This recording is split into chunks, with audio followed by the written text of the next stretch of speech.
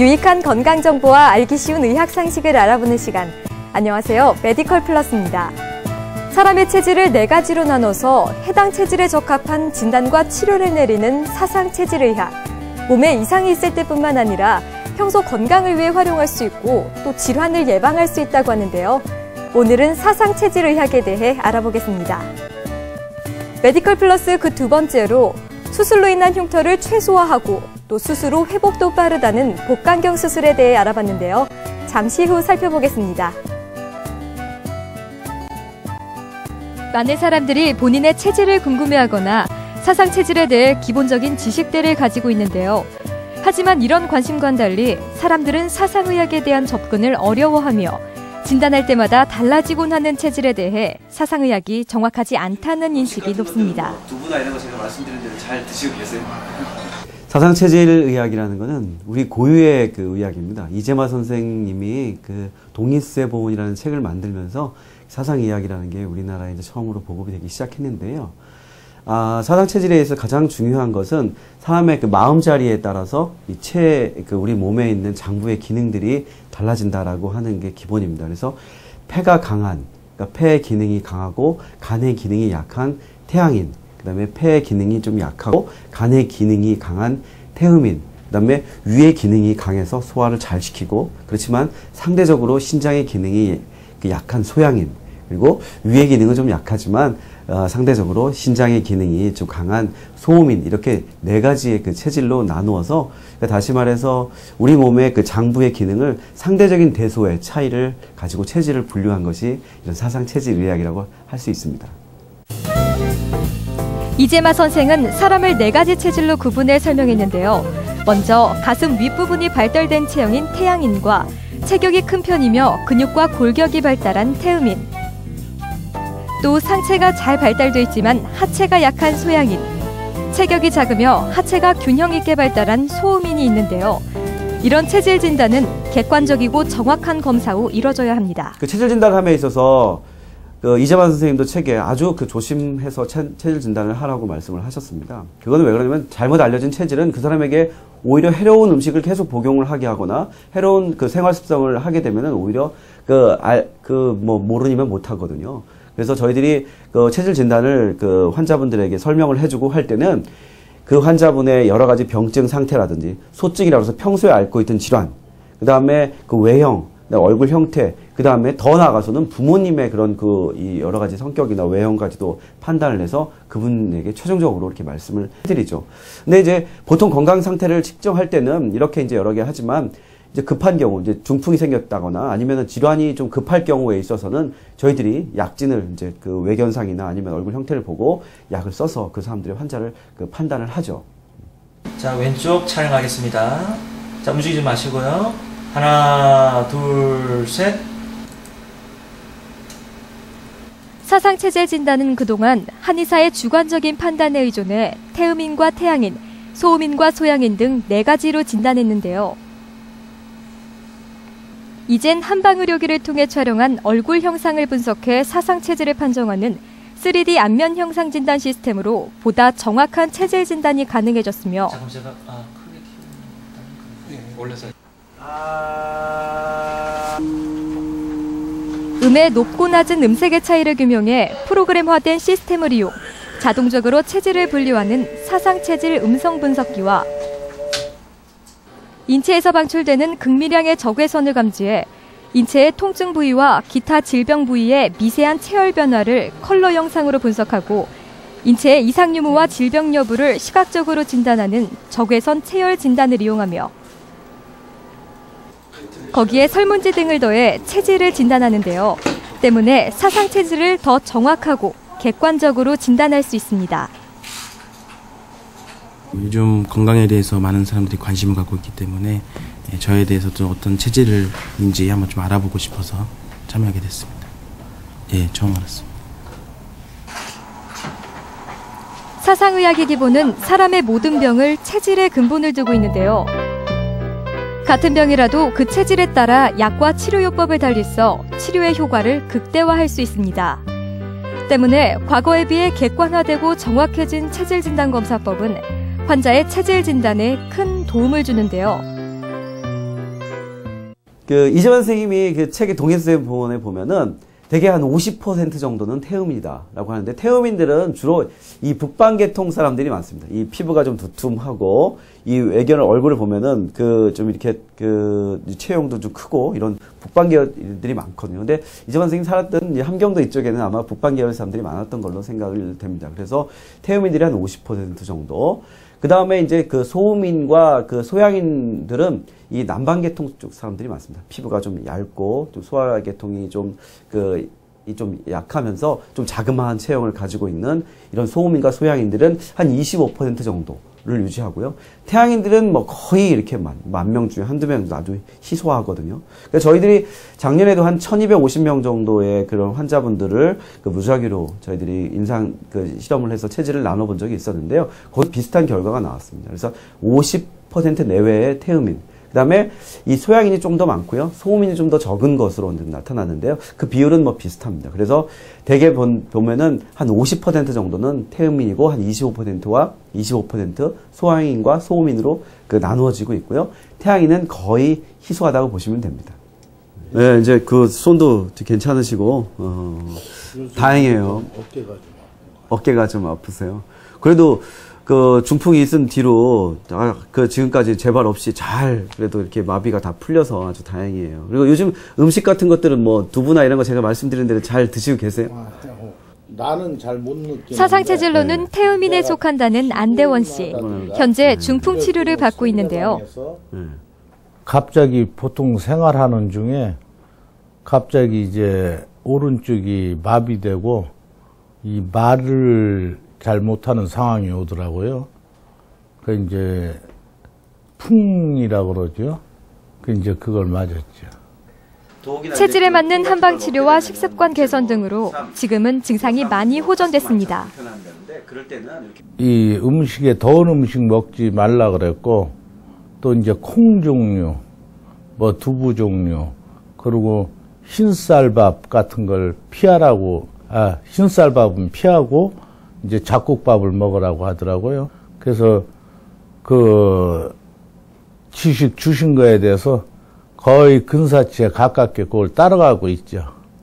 많이 됐죠. 지금은 이 풍 맞기 전에 내 생각에 한 95% 이상 돌아오지 않았나 생각됩니다. 저는 하체 운동을 많이 하라고 하셔서 복싱 하시라는데 처음부터 제가 킥복싱을 배우고 있거든요, 지금. 그래서 많이 도움이 되고요, 운동하는데. 그리고 주로 보리물 같은 거, 보리찬물 같은 거 먹으면서 다스리고 있어요. 항상 한방병원은 거의 근육통 풀 때 이런 때만 가고 별 신경 안 쓰다 할머니가 가보셔라 해서 왔는데 너무 효과도 좋고 치료도 많이 돼서 계속 한방병원만 다니고 있어요. 타고난 체질에 따라 이로운 음식과 해로운 음식에 개인차가 있다는 사상체질의학. 다른 사람이 좋은 음식을 먹는다고 해서 단순히 따라 먹기보단 자신의 체질에 맞는 음식을 먹는 것이 좋습니다. 먼저 태양인은 지방질이 적고 자극적이지 않은 담백한 음식이 좋으며 특히 해물류나 채소류가 잘 맞고 매운 음식은 피하는 것이 좋습니다. 태음인의 경우 비만이 되기 쉬워 육식보단 채식 위주의 식단이 좋으며 도움이 되는 음식에는 소고기와 콩, 무와 두부, 미역 등이 있고요. 소양인은 체질적으로 몸에 화와 열이 많은데요.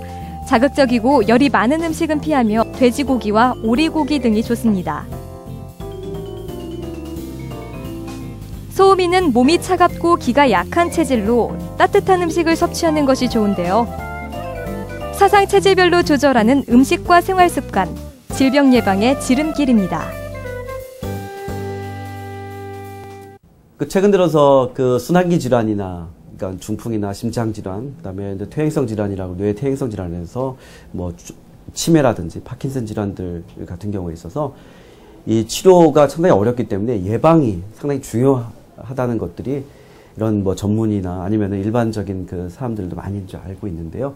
이런 그 예방을 함에 있어서 그 사람의 체질을 알고 예방을 하게 되면은 훨씬 더 쉽고 환자분이 지키기가 좀 훨씬 더 편하다는 거죠. 근데 그 체질에 대해서, 사상 체질에 대해서는 우리나라가 그 100년 전부터 우리나라의 고유의 의학으로서 많이는 알고 계시지만 그 진단에 있어서 어려움 때문에 여러분들이 불신을 갖고 있었던 것도 사실입니다. 근데 최근 들어서는 이제 한국한의학연구원과 이 전국 11개 대학의 그 대학 교수님들이 그런 진단 기준을, 객관화된 진단 기준을 만들어서 여러분들에게 좀 더 정확한 체질을 제공을 하고 있습니다. 그래서 이런 체질을 가지고 평소에 이런 음식이나 운동이나 생활 습성, 그다음에 이런 본인이 그 씀씀이의 마음 자세를 이렇게 조절을 한다면 그 질병을 예방하는 데 큰 도움이 될 거라고 생각을 하고 있습니다.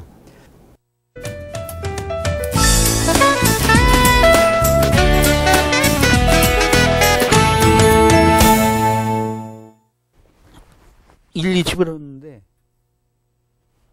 예, 1, 2 집어넣는 게 아무 형태가 없어요. 현대 사회의 모든 수술 분야는 이처럼 빠른 회복과 최소한의 흉터를 목표로 하며 수술 기법의 발달로 외과 수술도 개복술에서 복강경 수술로 진화하고 있습니다. 복강경 수술은 이제 개복 수술하고 아주 전혀 이제 다른 개념인데요. 수술은 똑같이 하는 겁니다. 근데 이제 원래 개복술이라는 거는 뭐 우리가 절개창을 이제 뭐 예를 들어서 이제 맹장염 같은 경우는 한 5cm를 절개해야 되고, 다른 뭐 큰 수술은 되게 한 15cm, 20cm를 절개를 해야 되거든요. 우리가 이제 복벽이라는 거는 그 9층으로 돼 있어요. 9층을 다 절개해가지고 이제, 그러니까 그렇게 해서 이제 수술하는 거고, 복강경이라는 거는 이제 한 0.5에서 한 1cm 정도의 이제 구멍을 내서 그 대롱 모양의 이제 투관침이라는 걸 넣어가지고 거기다가 이제 뭐 카메라와 기구를 넣어서 수술한 거죠. 수술은 똑같은 수술을 하는 겁니다. 근데 단지 절개창이 적다는 거, 그런 걸 얘기하는 거죠. 복강경 수술은 수술 시 절제하는 부위를 최소화할 수 있어 개복 수술에 비해 장점이 많습니다. 처음에는 어떻게 보면 좀 조잡했죠. 그렇지만 지금은 뭐 카메라도 발달했고 또 영상도 굉장히 발달했고 기구도 발달했고 그런 진화를 거쳐서 말하자면은 그리고 이제 많이 절개를 안 하니까 이제 수술을 해보신 분은 알지만은 이게 다쳐도 그렇고 굉장히 아프잖아요. 그러니까 좀 획기적으로 덜 아프다는 거죠. 딴 게 아니라. 그리고 이제 요새는 또 흉에 대한 관심이 엄청 많으니까 그런 또 맥락에서 굉장히 또 각광을 받게 된 거고, 또 뭐 의학적으로도 이제 훨씬 장점이 많습니다. 명치 부위에 작은 구멍을 낸 뒤 내시경 기구를 삽입한 후 수술하는 복강경 수술. 고도의 숙련된 의술이 필요하는데요. 일종의 단점이죠. 그렇지만은 단점을 장점으로 또 바꾸는 것도 많아요. 무슨 얘기냐면은 이제 저희가 육안으로 손으로 굉장히 그 좁은 부분은 예전에는 굉장히 하기 힘들었거든요. 이제는 그 좁은 공간, 예전에 잘 안 보이던 공간, 그런 공간은 외려 그 카메라와 그 기구가 손보다는 작으니까 예전에 못했던 거를 시술할 수 있는 거죠. 그런 또 장점이 있습니다. 그리고 복강경 수술은 최근 적용할 수 있는 질환의 범위도 늘어 개복 수술로 할 수 있는 거의 모든 수술이 복강경 수술로 가능한데요. 또한 기존의 복강경 수술보다 더 진화된 수술로 배꼽 부위에 하나의 절개창만 내는 단일 통로 복강경 수술이 개발돼 수술 후 상처가 아예 보이지 않는 것도 가능합니다. 우리가 태어나면서 이제 탯줄을 끊는 그 이제 선천적인 그 흉이 이제 배꼽이거든요. 그러니까 배꼽을 통해서 절개창을 넣어서 뭐 투관침을 여러 개 넣던 걸 갖다가 글로 한꺼번에 넣습니다.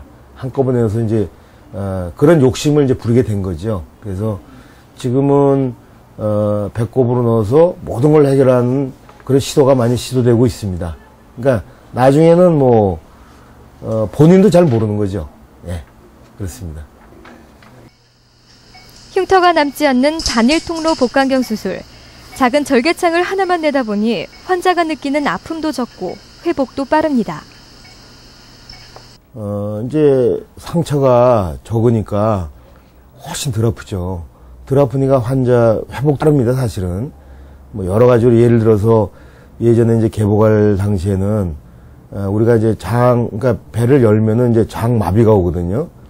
근데 복강경은 이제 절개가 적으니까 그 장마비가 돌아오는 시간이 굉장히 빨라요. 말하자면 먹는 시간이 빨라진다는 얘기죠. 그리고 환자도 아프긴 아프지만은 예전같이 아주 심하게 안 아프기 때문에 일상생활을 빨리 합니다. 그러니까 회복 기간이 이제 짧다는 얘기는 이제 그런 면에서 이제 말씀을 드릴 수 있는데 사실은 수술은 똑같이 하는 거거든요. 단지 이제 절개창이 적다는 거. 그래서 의학적으로는 회복은 뭐 똑같다고 보는데 환자가 느끼는 회복 속도는 굉장히 빠른 거죠. 그래서 어떻게 보면은 환자가 또 간단히 생각할 수도 있어요. 그런 건 좀 단점입니다. 이제 칼댄 데가 하나도 없어요. 여기 배꼽에도 하나도 안 됐어요. 이러한 복강경 수술은 현재 우리나라가 세계 최고 수준이라고 합니다. 지금 그 의료 수준은 대한민국이 선진국 대열이라고 생각하시면 됩니다. 외국의 유수한 그런 의사들이 저희 나라에 와서 많이 연수를 하고 있고요. 그리고 단일 통로는 한 2년여 전부터 세계적으로 시도가 됐고 저희 나라도 그렇게 그때부터 시작하고 있는 걸로 알고 있습니다. 다양한 질환을 효과적으로 치료하는 복강경 수술. 환자를 위해 더 안전하고 더 획기적으로 진화해가고 있습니다. 어느덧 2011년의 마지막 날입니다. 시간을 그냥 흘려보내기보단 소중한 사람들과 한 해를 돌아보고 또 따뜻한 온정을 나눠보는 건 어떨까요? 2011년의 마지막 하루, 몸도 마음도 건강하게 보내시기 바랍니다. 메디컬 플러스, 전 다음 주 이 시간에 다시 찾아뵙겠습니다. 고맙습니다.